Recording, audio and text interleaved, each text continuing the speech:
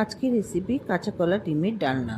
আমি দুটো কাঁচা কলা নিয়েছি, সেটা প্রেসার কুকারে দিয়ে ভালো করে সেদ্ধ করে নেব।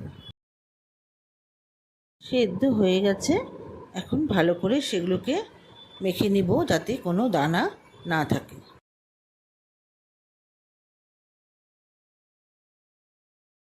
যেহেতু আমি দুটো কলা নিয়েছি তাই একটা ডিম ভেঙে দিলাম, 1 টেবিল চামচ বেসন, 1/2 চামচ লঙ্কার গুঁড়ো, 1/2 চামচ ভাজা জিরে গুঁড়ো, 1/2 চামচ হলুদ, স্বাদ মতো নুন দিলাম।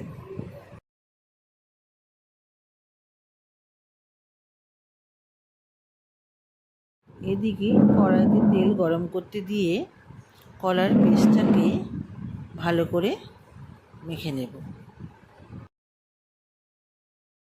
তেল গরম হয়ে গেছে, আমি চামচের সাহায্যে বড়ার আকারে ছেড়ে দেব।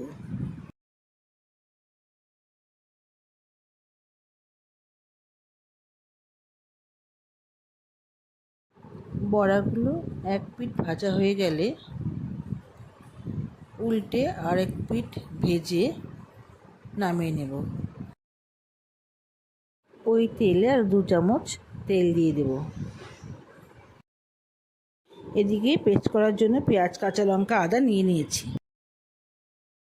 তেলে জিরে ফোড়ন দিয়ে পেঁয়াজ, অল্প আলু কেটে রাখা দিয়ে ভালো করে ভেজে নেব।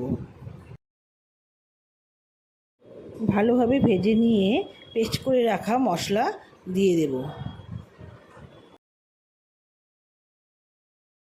এরপর মশলাটা নেড়েচেড়ে স্বাদ মতো নুন, 1/2 চামচ হলুদ গুঁড়ো আর 1/2 চামচ জিরে গুঁড়ো, কালারের জন্য 1/2 চামচ কাশ্মীরি লঙ্কার গুঁড়ো দিয়ে দিলাম।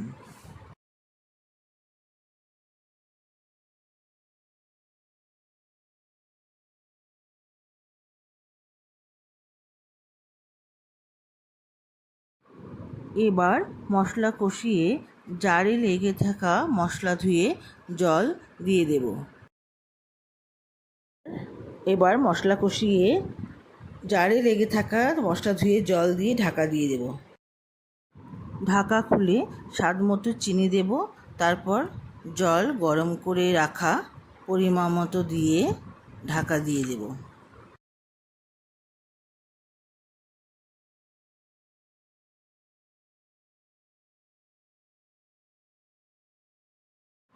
ঢাকনা খুলে নামানোর আগে ভেজে রাখা বড়াগুলো দিয়ে দেব।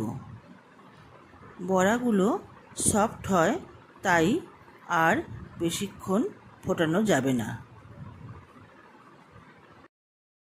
এবারে গরম মশলা দিয়ে ফুটে উঠলেই ঢাকা দিয়ে গ্যাসের ফ্লেমটাকে অফ করে দেব।